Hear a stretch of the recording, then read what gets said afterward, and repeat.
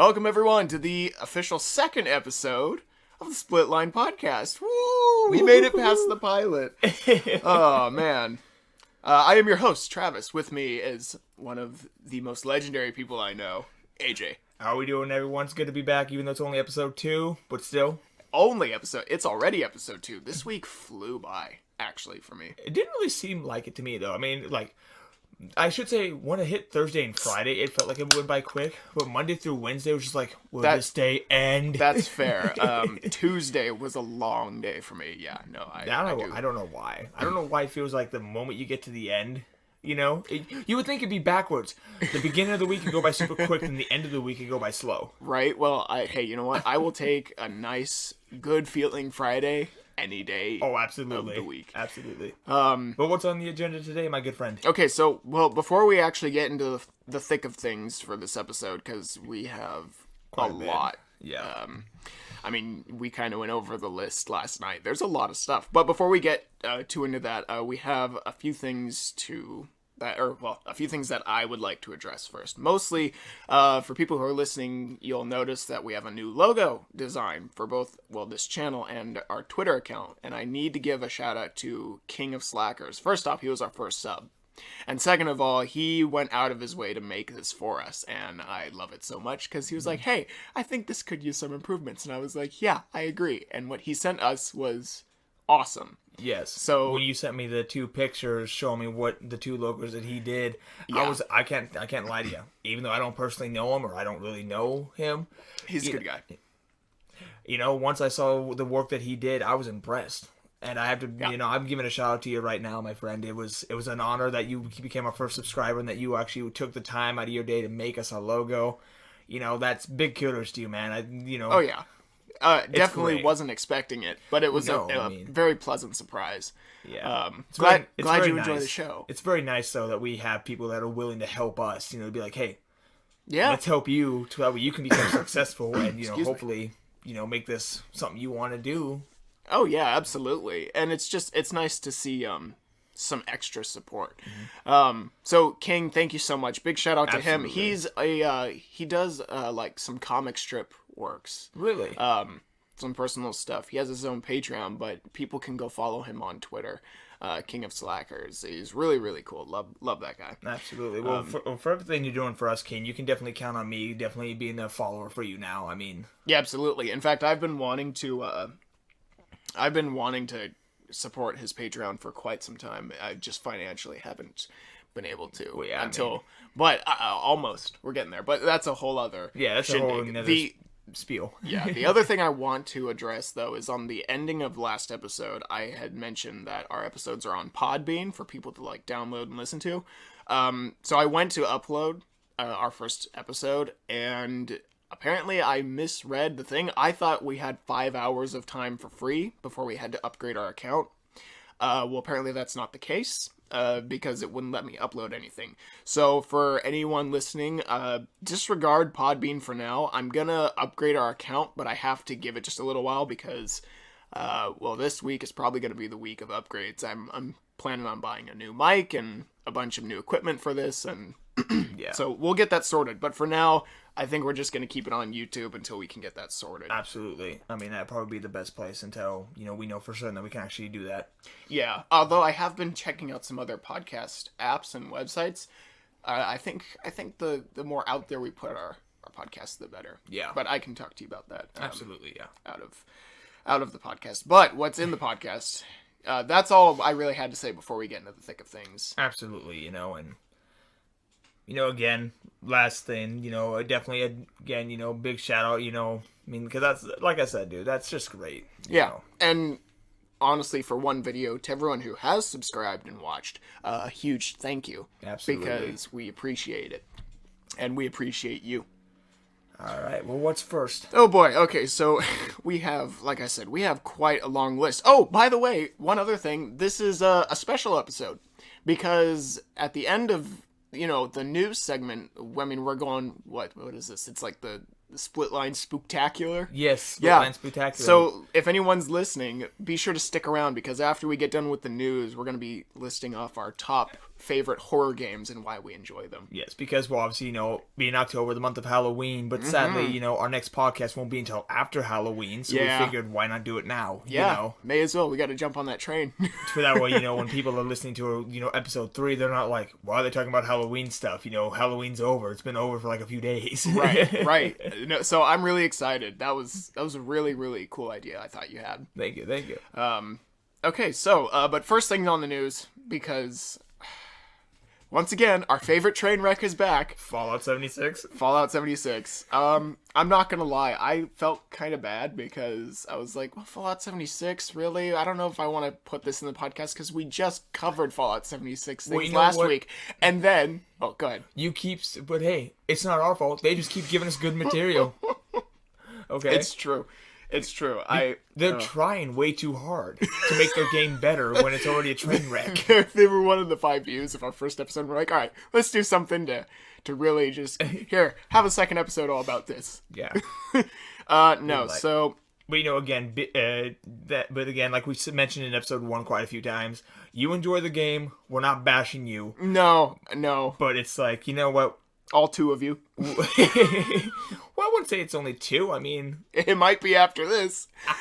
But, I mean, again, everybody has their own opinion on things. Our opinions, absolutely. That Fallout 76 sucks, Yeah, it's a load of butt. I'm sorry. I'm really not sorry, considering how much they charge for it. Well, seriously.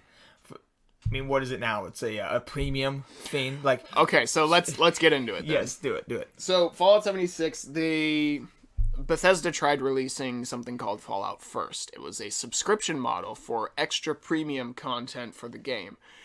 Problem is, first off, it's not a bad thing to add things to your game. It's not. But I think when your game is still this broken, it's not a good idea to have 2 options of, hey, pay either $13 a month.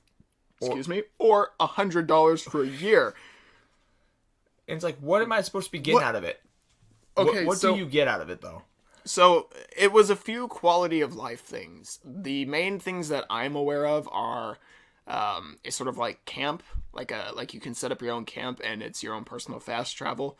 You'll get like a storage box that has unlimited storage space. And what was the other one? The other one was... wasn't it the campsite, which you already mentioned, actually? It's the campsite, the storage, and then private servers. Mm-hmm. Right.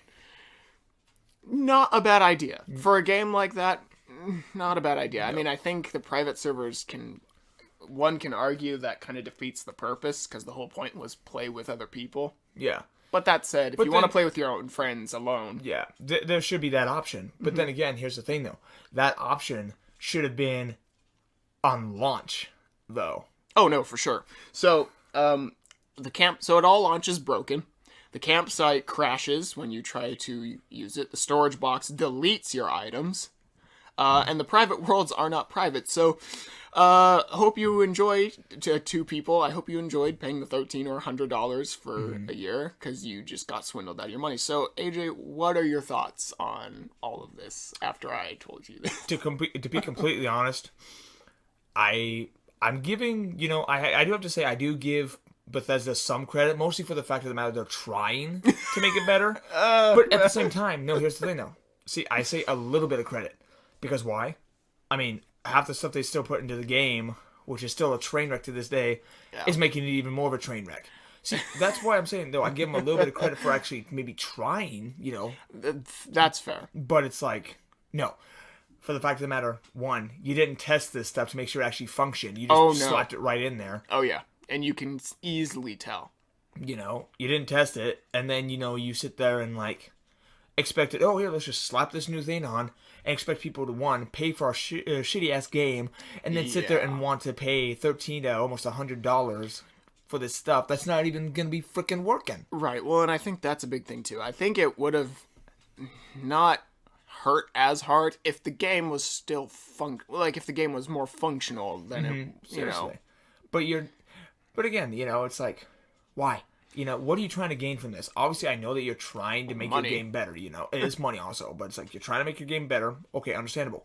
Every company has a right to try to do that. Well, yeah, of course. I mean, No Man's Sky is a good not to the point to where your game's gonna feel more broken than it already was. I mean, come on. Well, no, and not to mention you're putting in things that people request, but you're putting them behind a paywall. Yeah, no. It's like that stuff should have been available on launch, you know? Yeah. Especially the private servers, because I'm not going to lie to you. I would have loved, before finding out how much of a train wreck 76 was, I would have loved to have been able to go into the freaking main menu and be like, start game, private, something like that. But give me the option to actually just do private, where it's like, hey, I can just invite my friends to actually, to I only have to worry about my friends being in there, not some other people. Right. Right. And then you hear like, and then hey, that's fine. It's finally coming to the game. Awesome. But you got to pay $13 or $100 just to get it. Really? Yeah. No. Yeah. Sorry, but Bethesda, open your eyes. It's not working. Yeah, it's disgusting. I was on the Reddit last night. Sorry, go ahead. I didn't mean to cut you off. Bethesda, in my opinion, I'm not going to lie. I don't ever wish ill will on the game. I won't lie. When I first saw the reveal trailers, I wanted 76 to be good. Oh, yeah, I think we all did. I wanted it to succeed.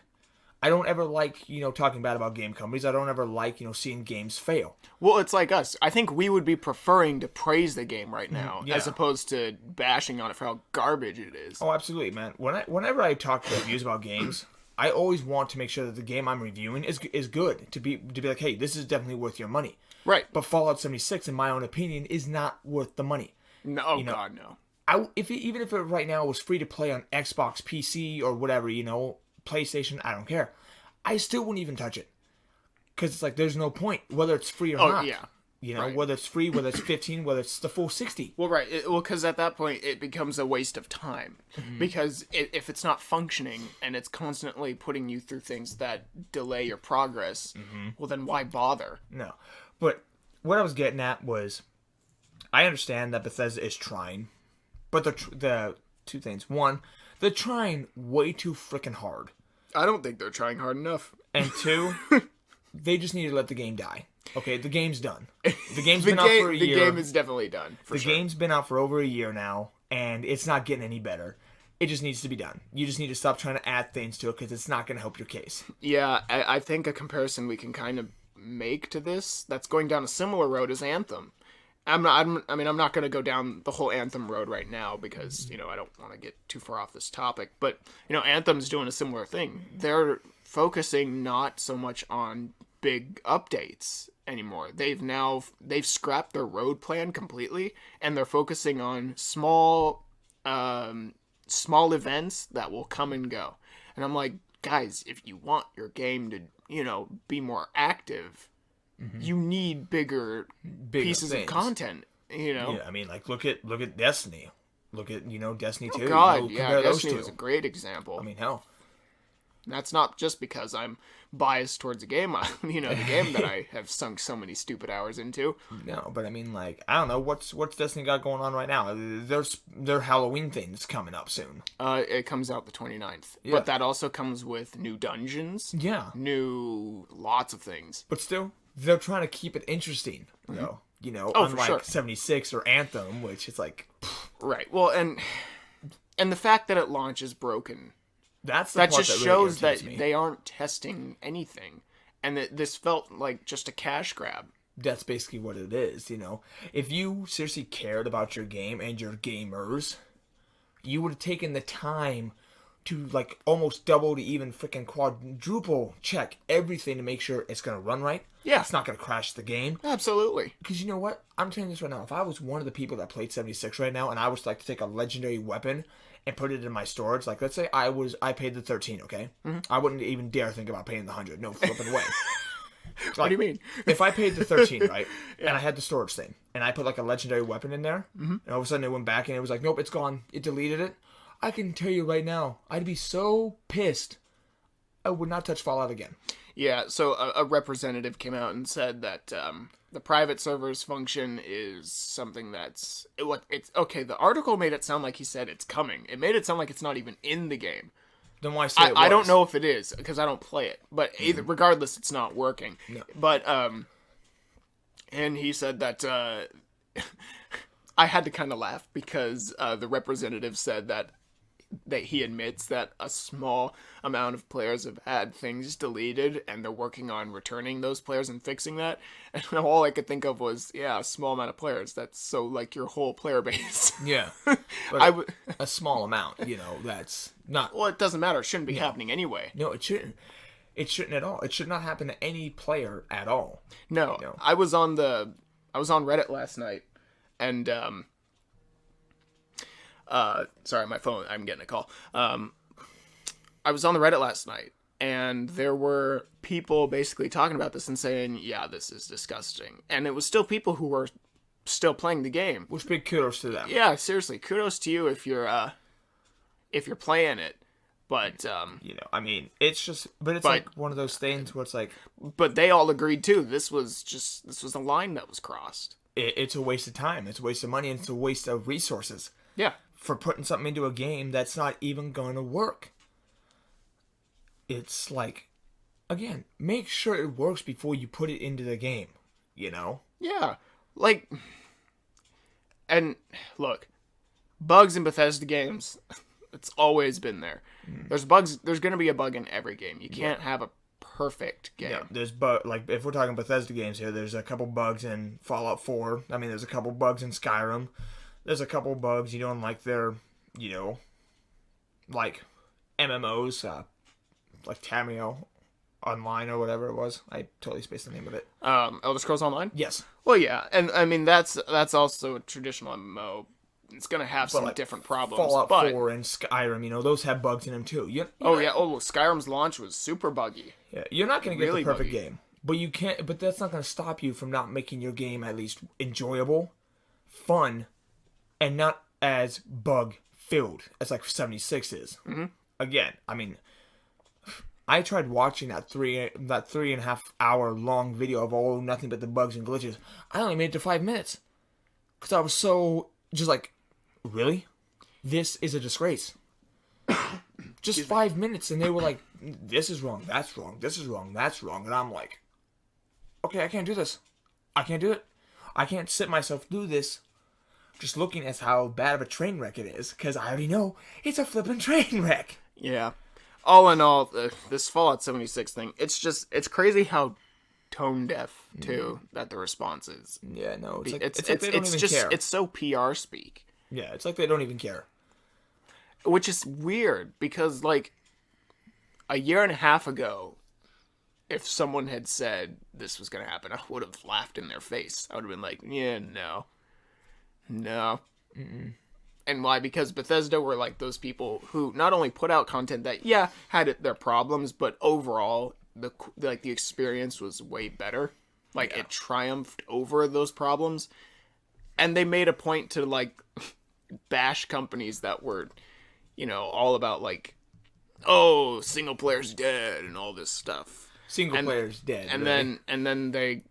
then they go and try and do Fallout 76 immediately, which was kind of weird, but I understand, like, once in a while, a game company can't make the same thing all the time. Like, let's be real, trying something new is good. My God, this was just bad. Yeah. No. So anyway, Fallout 76, it's a train wreck. Just don't give it money. Seriously, No. just don't. I mean, if you want to, that's your choice. Do we think it's worth it? No. I don't think you should be supporting them. I really don't. I like. It's gotten to an extent now where it's too much. You know. I can't do it. But we can move on from the next thing. I think, well, unless there's anything else you want to say on it, I think No. we've covered. Yeah, we've covered basically all the bases of this. But what do we got next? So the next thing is actually something you brought up, and I'll probably let you do most of the talking because I haven't played much of this game, but I've played the beginning of it. Okay. So Last of Us 2. Yes, part 2. Yeah, it got delayed. It did, yes. It got delayed. Normally it was actually supposed to release, from what I can gather, it was actually supposed to release on February 21st of 2020. But there's no official new release date yet. All I know for a fact is that it got pushed now to where it's going to be coming in a spring release window. So we'll probably won't see it until either late April or May. An official release date, though, has not been released. All I know is that, it was supposed to come out February 21st of 2020. but now it's getting pushed into late April or May. Gotcha. There's no like official like May 21st of 2020, or April 3rd of 2020. No, there's no official release date. It's just getting pushed. Because from what I can gather, too, the developers actually just want to make sure that the game's going to run smoothly and there's not going to be any issues. Which, to me, I have a lot of respect for. Because, we've been waiting for this game. Anybody who's listening that is a Last of Us, player. I'll bet I'm not the only one who's been waiting for a sequel myself. I've been waiting ever since I beat The Last of Us. And now that we're finally getting it, I have no issue with them delaying it. If it's going to help make sure that the game's way better. Of course, yeah, no. Look, when I was younger, I used to be like, oh, man, it's getting delayed. That sucks. That was also a very different time in the gaming industry and my life. Ultimately, I think delays serve as a much better. They can be better. Yeah, I think it's for the most part better. And if they're delaying The Last of Us Part 2 just to make sure that the game's going to run right, that there's not going to be any bugs or issues, then I'm all for that. Delay the game as much as you need to just to make sure your game's going to be a hit. That's not going to be like a train wreck like 76. well, right. And knowing, what is it? It's not Naughty Dog? It is Naughty Dog, yes. Naughty Dog? Knowing Naughty Dog, they put quality out. Yeah, they do. The Last of Us, Crash Bandicoot, Right, well, the originals. Yeah, the original Crash Bandicoot, not the remake. No, the original Crash Bandicoots. Yeah. Naughty Dog, they take their time. Mm-hmm. And I think more time, the better. Cool. Oh, make sure you have your stuff down. So long as, though, with this time that you have, though, you're not just sitting there twiddling your thumbs. You're actually taking that time to make sure that the game's good. Like Anthem? Yeah. 7 years. And that's the crap that we got. 7 years. 6 years of pre-production. And then 1 year what? God, that's horrible. Oh, God. That's a story for another time, though. I have no issue with the delay, I can tell you that right now. I have been asked by a couple people already because I was excited, for part 2. Yeah, of course. And then you hear about that it got delayed. I've already been asked by a couple people like, "Are you at all, because you are a Last of Us player? Are you at all annoyed by that?" And I'm like, "Oh no, not at all." So long as the time that they're pushing it, they're taking that time to their full potential to make sure that this game's going to run smoothly and it's going to be great. Yeah. No issue with the delay at all. Granted, I think it's kind of crappy that it's not coming out till next year, but I don't care. Right. So long as it's good. Yeah, and next year's going to have a lot of games coming out. Mm-hmm. Which is good. That means we can talk about more things. Yeah, absolutely. Cool. Yeah, all in all, people are going to be disappointed, but I think they'll understand. They will.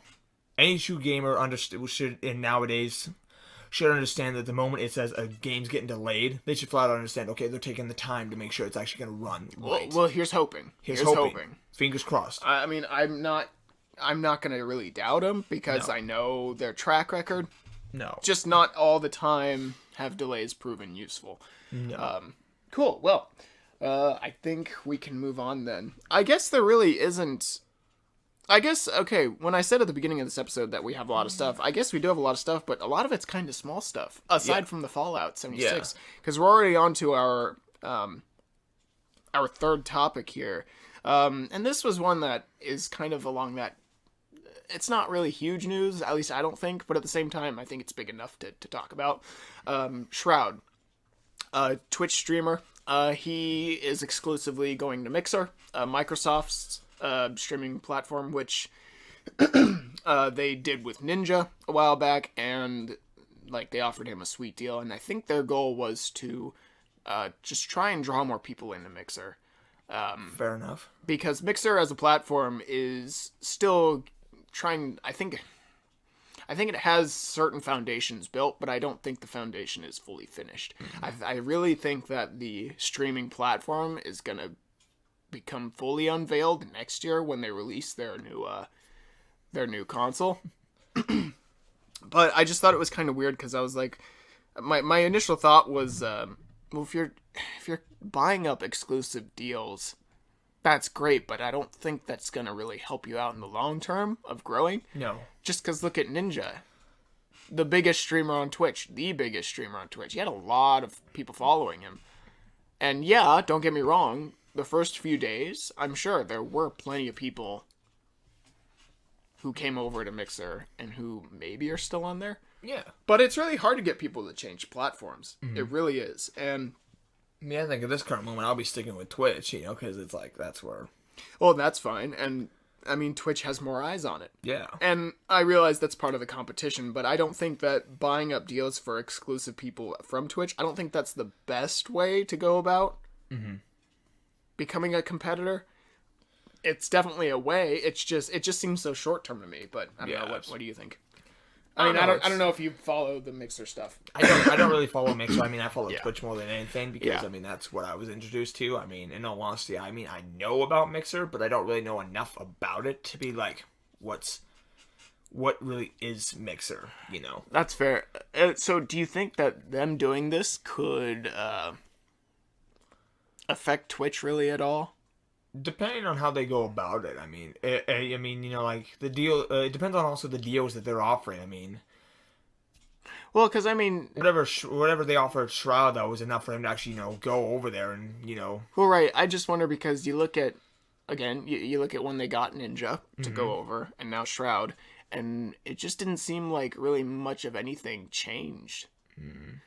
And so. And again, I was talking with another buddy of mine on Twitter about this, and he's the one who brought up that,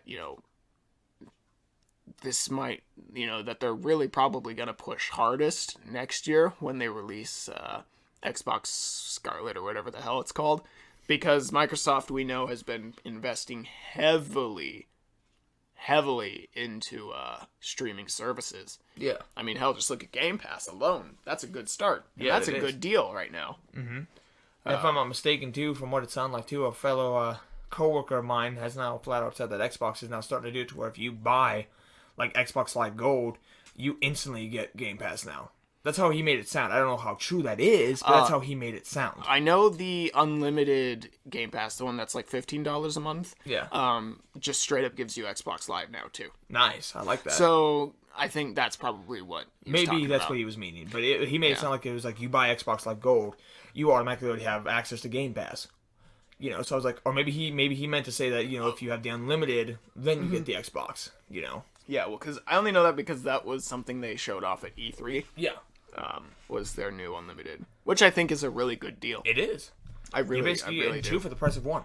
Yeah, Microsoft is going to come out swinging on this next console generation, or at least they have to, because of just how piss poor the Xbox One did in comparison to the PS4.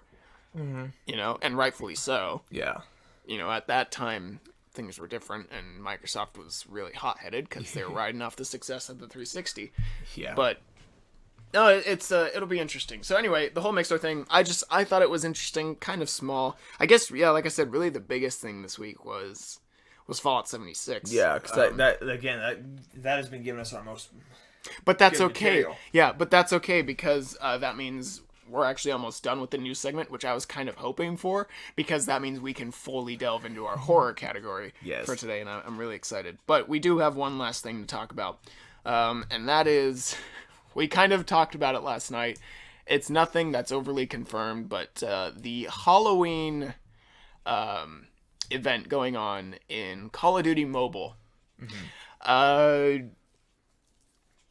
Folks, if whoever's listening to this, I encourage you to do your own research. I'm going to kind of, we're going to kind of go over what's been said, but given this is only based off of small amounts of data, we can't 100% confirm this is real, but I thought it was interesting, and it was definitely interesting enough to actually talk about it in our conversation. And I want to bring it up too, just so people can be aware of this kind of practice if it is real, and just kind of keep an eye out for it in maybe Modern Warfare or in older or future releases from Activision. So yeah, absolutely. So there was a Halloween event where in Call of Duty Mobile, where players can earn exclusive Halloween things based on the randomized boxes, which you can earn in game or you can pay for. Mobile games I'm a little more fine with because mobile games are free and gotta make good money some ways. Yeah, and while loot boxes aren't really my preferred way of seeing that, I'm a little less harsh on it just a little. Just a teeny bit, not a whole lot. But anyway, there was this event, and it was like, I think it was like 10 items for this Halloween thing that you could only get randomly. And it displayed chances, like percentage chances of getting specific items. Right. Well, it's entirely possible these percentages are false. Oh boy. So this YouTuber by the name of Pick Rickle, I love the name. I love the name.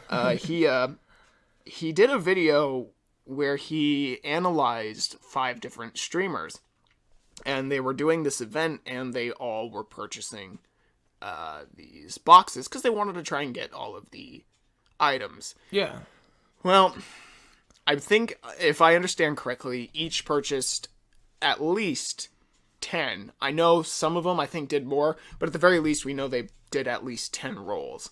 So the way this works is, you'll buy the currency or you'll earn the currency and you can spend it on these rolls, these crates. And he noticed that there was a pattern between all 5 streamers that were almost identical. So arguably the 2 best items for this Halloween event, one is a skin for your character and one is a gun. And if everything is supposed to be random, you would think the skin you could potentially get roll 1. Yeah, or the gun. Right, or whatever. Well, he noticed that all 5 of these streamers, they were all getting duplicates of the same thing, and randomly, like all the other items except these 2, until they each did their 9th spin. Then they all suddenly got the skin, and then on their 10th spin, they all suddenly got the gun. Whereas everything before that was all duplicates of the first 8 things. Now, you could look at that and go, well, that seems a little suspicious. It kind of does. I mean, especially if it's supposed to all be quote-unquote randomized, and then all of a sudden, just right. by sheer chance, the last 2, you get like these 2 best things. Yeah, and that does seem off to me, because if it's randomized, right, well, it shouldn't seem like that. Like it's especially for the fact of the matter, all 5 that he analyzed. Well, yeah, and that's the thing too, is like I could understand maybe coincidences between 2, maybe 3. But 5, yeah, probably not. Kind of a little bit of a little red flag, like, okay, what's going on? Well, and that's why he made this video. So he made the video and he said he believes that the system is rigged. Activision, as far as I know, have not come out and said anything. Why would they? That said, you also have to remember, each time you buy a box with this currency, the currency increases. So it demands more money or it demands more time playing. I mean, I won't lie. I do play Call of Duty Mobile, Oh, do you? Yeah, it was just because it was like, hey, cool, finally seeing a Call of Duty come onto the mobiles, Fair enough. How is it then? To me, it's okay. I mean, I did do a couple like private matches with a coworker of mine. Yeah. And she plays it, So, again, like we've mentioned before, not bad mouthing anybody who plays it. This is just our own opinion. But, like I stopped playing it for my own reasons, because, well, one, I'm not really kind of a mobile game guy. I'm not. I have like no games on my phone. Yeah, so so I downloaded it and was playing it, But to me, for some weird reason, I don't know why, it's got the name Call of Duty on it. But it doesn't feel very Call of Duty-ish, It just feels like, because like, well, obviously like where, you're holding a mobile phone. You're holding it sideways, and like your thumbs can take up like most of the screen. You're like, meh. Yeah, I'm not a fan of my fingers covering what I'm supposed to be looking at, and I'm also not a fan of like the. There's no physical response. Like when you push a button, you get that feedback. Yeah. But when I tap a screen, it's not the same. I'm personally not a fan of it. No. I mean, like I'm not going to be playing it. I only made it to like level 9, and that's when I was like, it's not sparking my interest anymore. Yeah. It doesn't. Yeah. But for anybody who plays it, if you can keep playing and playing and playing it, That's awesome, you know. Oh, well, right. I mean, look at like PUBG Mobile. That thing's huge, apparently. Oh, absolutely. You know, but it's like for me, I was like once reaching level 9, I was like, I don't really see me going anywhere with this anymore. So I'm done. You know. Yeah.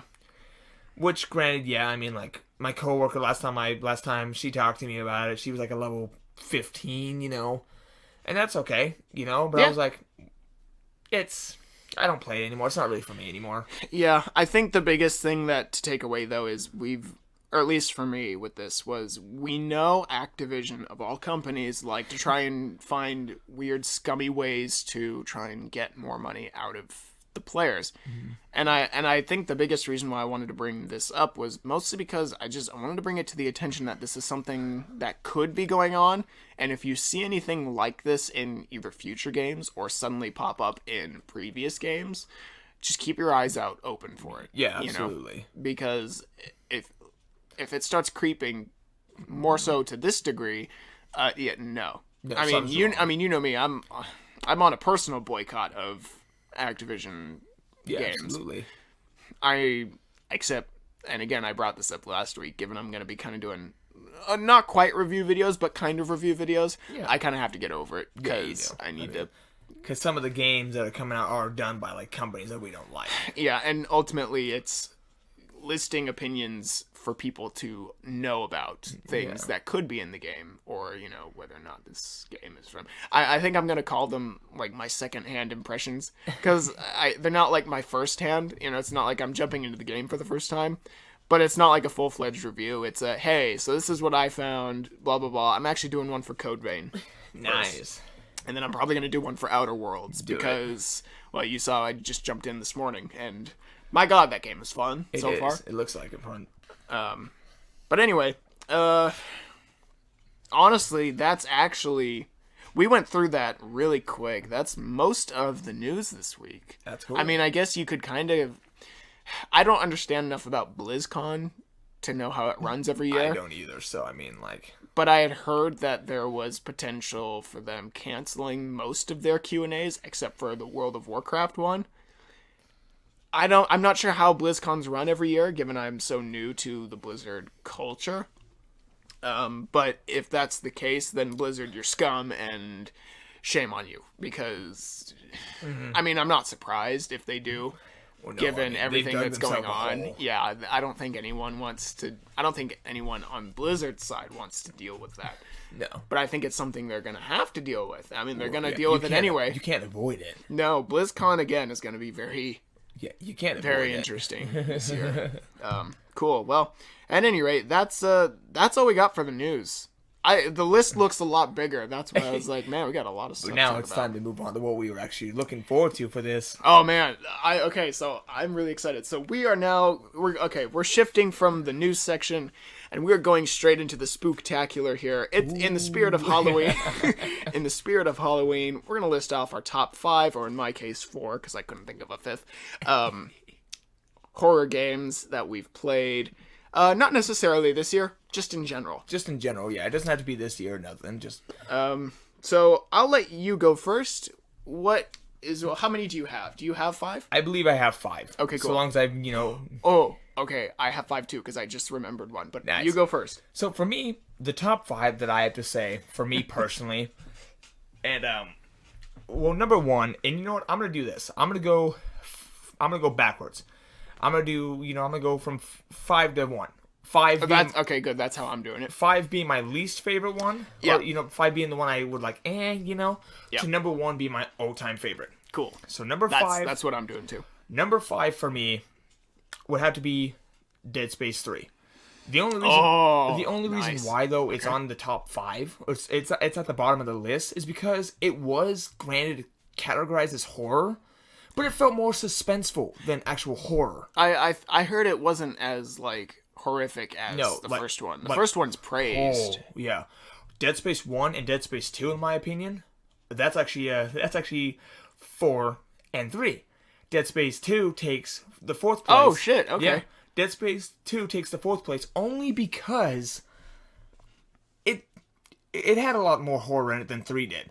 But it still felt more to me like that, looks like that, okay, well, obviously I can hear you coming into a vent, you're going to come out of that vent right there.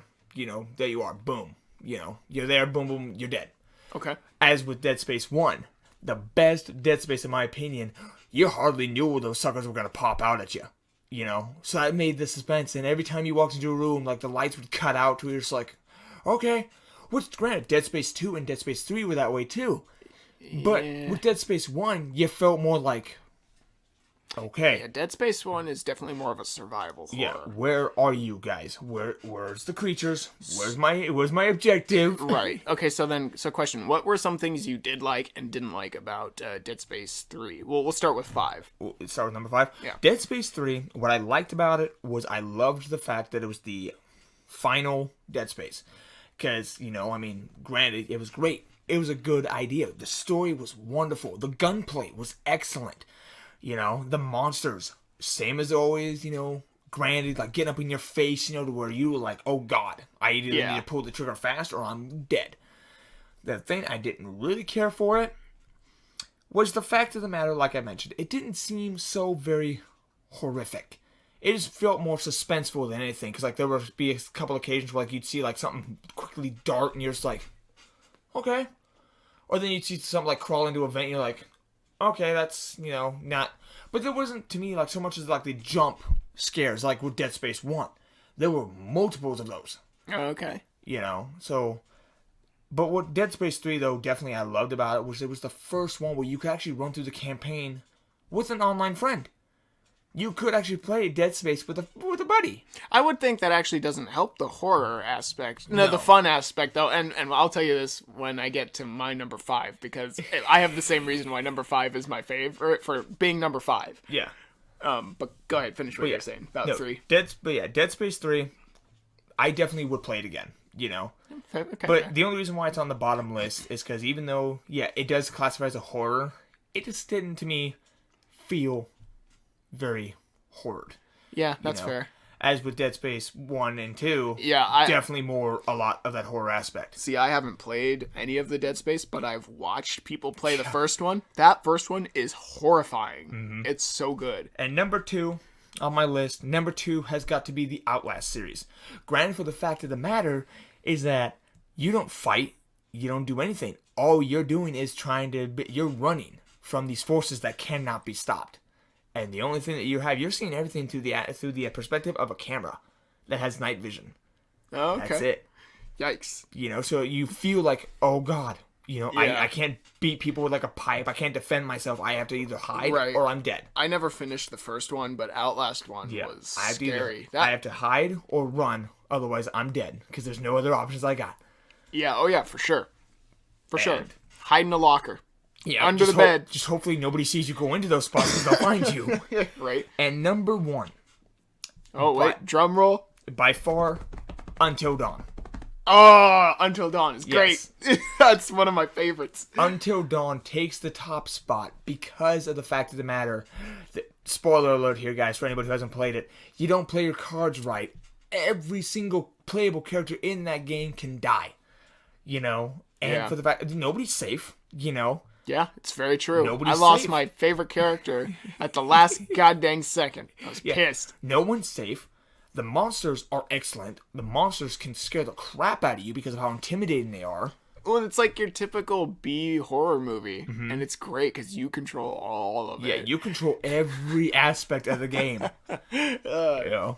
But that, for me, guys, are my top 5 horror games of all times. Nice. Cool. Well, thank you for sharing. I will tell you... Alright, so here's my top 5. Alright, let's hear them. So, this one is definitely on my list. Not this one, like you said, for Dead Space 3. This one is not really for me because it's scary. And I think this one's considered... It's either considered one of the weakest or one of the... like, more outlandish. I don't really know because I haven't played the series much. What was the Resident Evil game we played with the Tiki Men? Resident Evil 5. That's it. Resident Evil 5. Mostly because I just remember having a blast playing that. Yeah. It's not really scary, but God, that was such a fun game to play with you. Like, Jesus, I have so many fond memories of that, and I know it's quote-unquote a Resident Evil game. But there were so many my times we were God, questioning it, like, wait a minute, what? it was like ridiculously fun. And I know it's technically a horror series, so I was like, all right, fuck it, I'm just putting this on the Yeah, list. just do it. It's not really, it didn't scare me at all. It was just fun as hell. Yeah. And just didn't take itself too seriously. Number 4 for me is actually Until Dawn. And mostly for all the things you said, I agree with. But I think there are things that do it just a little bit better for me. Yeah, absolutely. But Until Dawn, yeah, you want those kids to live. You don't want anything to fuck up. Yeah. And and every time like it looked like someone died, I was like, oh god, and then they'd be alive, and I was like, see, yeah. The way though that the characters can die in those games, the reason why to me it's so like, oh my gosh, it's intense, is because of how horrific they can die. Oh yeah. You know, like, I guess it's like a weird slasher kind of. I guess there's a secret ending or like a secret death that you can get if you're not careful. It comes down to, again, another spoiler alert here. It comes down to I don't think we have to worry about spoiler. But like for some people who haven't played, I'm sure that's there are okay. That's fair. Like there's a specific death that you can get when the Wendigos attack you, and if you move this character when it gives the option don't shake, That I hated the most. If you don't play your cards right, the Wendigo will grab her by the head and just like take its thumbs and just jab her eyes in and then kill her. Yep. And that to me is like, oh my gosh, this game went all out with its graphic deaths. Like, it does not care. Right. Well, and that's how I lost my favorite character. I was playing over at a friend's house because I was playing over at a friend's house and he had the game, and so I was playing through and. We got down to that last part, and like the house is on fire and stuff, like literally the last second before the credits. And what I would do is whenever that kind of thing would happen, like where you had to hold really still, I just set it on the table because it was so sensitive. Like it just, I would hold still, and like the slightest anything would trigger that, and it would always fail for me. So I just got to a point where I was like, okay, I'm just gonna put it on the table. And that worked for the most part. But then, when it came down to this last second, and my favorite character is about to go out, I put the control on the table. His tiny ass dog jumps on the table, runs across it, hits the remote, and gets her killed. I was like, "You're so mean! Why? That's so fucked up." I was pissed off. I still haven't forgiven her for that. She's a cute dog, but so anyway, that's my number 4. I agree. The B movie. Like aspect of it alone is just so good. It is. It has all the right cliches. I love it. But number 3 is Resident Evil Biohazard. Resident Evil 7. Yeah. Nice. That game freaked me the hell out. Oh, I mean, it's supposed to, man. I mean, it's the first ever, if I'm not mistaken, it's the first ever Resident Evil that gives you a first-person mode. Yeah, I believe so. Yeah. I believe so. I couldn't imagine playing that in VR because I know there's a VR mode. Oh, hell no.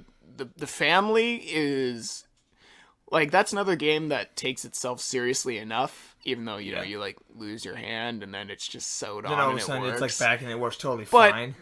But that game has just the right amount of cheese to it while actually being pretty fucking disturbing. Yeah. I mean, like, with the family tries to feed you and stuff like that, like when you're sitting at the dinner table with them and they try to force feed you and crap. It was it's intense. Like, when you have to escape the dad, God, that's just intense. And he just doesn't fucking die.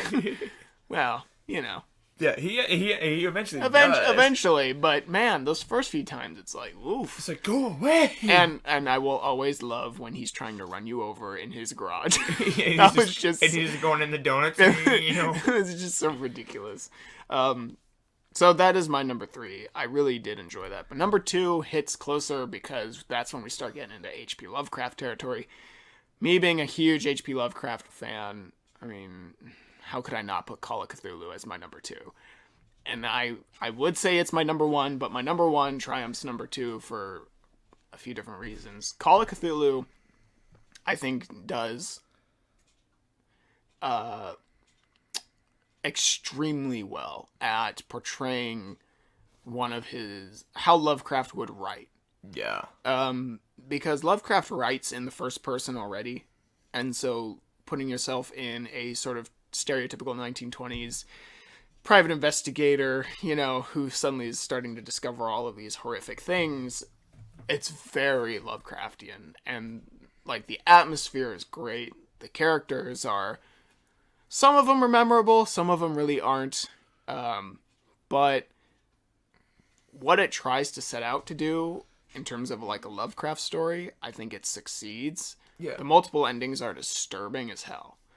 Like, and that's something I like too, is no Lovecraft story has like a happy ending. It's usually an ending of like, it leaves you questioning, or it's just flat out disturbing. Yeah. Or both. Could be both. Or could be one or the other. We won't know. Yeah, for the most part, it's pretty. It had some problems. Some of the facial animations, mostly when people talk, needed work. But its execution was awesome. Phenomenal. Really, really good. And fuck Shamblers. Those things are scary as shit. However, my first one, it also harkens back to Lovecraft. I'm going with Bloodborne. For the aspect of, it's an action RPG, but it is a survival horror, I would argue, as well. Because, well, let's be real, you're dealing with psychological, very Lovecraftian themes, first of all. Like how, if you start going mad by gaining more insight, you'll see these gigantic creatures on the wall that don't pay any attention to you because you're like an ant to them, despite the fact you're this ruthless killer of these beasts, Yeah. And it's just, that game does well in like an underlying horror, which to me is scarier than always in your face. Don't get me wrong, that has its moments, but that underlying horror, I think that's why I like Shadowkeep so much. Yeah. Because the enemy of Shadowkeep, it's always in the background, but it's causing everything, And when you have an enemy that, like in Bloodborne, a force that doesn't really care about you despite what you do, that's kind of frightening, And then you see like these mutations and stuff. That's scary. So I would argue Bloodborne is my all-time favorite horror game. Absolutely. But yeah, no, that's my list. Yep. Very good choices. Thanks, man. You too. It's I forgot. Sadly, I forgot about Dead Space, but I never played it again. Well, yeah, but Dead Space is definitely a good series. I would recommend picking it up, especially if you have the old classic system or if you have an Xbox, Xbox One, because I'm sure you can actually get them to play them. Because I believe, if I'm mistaken, 1, 2, and 3 are backwards compatible. I think so. I almost put the Slender games on, just because of as my 15-year-old self. I was like, oh god, jump scare. With the freaking tablet and the headphones going, I forgot about that. You freaking chucked your tablet halfway across the room. How did that go? Oh yeah, because I was watching someone play it. Yeah. No, you were actually playing it. You were playing it, you had headphones in, and when he jump scared you, you actually chucked your tablet because it scared you. Can you play those Slender games on your tablet? I don't think you can. I think I was watching. You could. Because didn't they have a downloadable? Oh, I might have been mistaken. No, actually, I feel like I did have one. Oh, yeah. Yeah, because I threw it. And it was like midnight, and I thought I woke people up. Yeah, because you screamed. That's right. Oh, God. Anyway, I almost put those on there just because they were fun and well, there you go. There's a bonus one. A little bonus one for you guys, the Slender Man games. Oh, man. Yeah. Well, crap. Oh, that actually goes through everything on our list. What's funny is I thought this episode was going to be a lot longer. But I think ran about the same time as our first one, just a little bit shorter. Yeah, we had our last episode was an hour and a half long. Yeah, but honestly, there really wasn't a whole lot. Not really going on, and I think I'll biggest have one was 76 again. Yeah, and I think we'll have more to say after we get our hands on some games too, because I can guarantee you next week I'll be talking about Outer Worlds. I guarantee it. Oh, absolutely! I'll be looking forward to that. Yeah, so it'll be interesting. Cool. Well, is there anything you would like to say for us closing out? to the lovely, lovely people who are wonderful and support us. All I have to say, guys, is thank you for tuning in. No, it's always a pleasure. Just to know that people are there watching. And just enjoying us being our simple, goofy selves. True. And I do want to start getting to the point now to where we get enough viewers. We'll definitely start taking recommendations from people. Yeah, and that's actually something I wanted to bring up too. If you want to send us things to talk about, you can send it over to our Twitter. Yeah, and we'll definitely take it, and definitely, whatever you guys decide to come up with, whether it's, gaming, whether it's, gaming news, we'll definitely put it on our list, and we'll definitely, give you guys a shout-out to whoever, recommended it to us, and we'll be Absolutely. Here's what we got. Well, we really enjoy talking about this kind of stuff. Absolutely. It's the whole reason this podcast exists.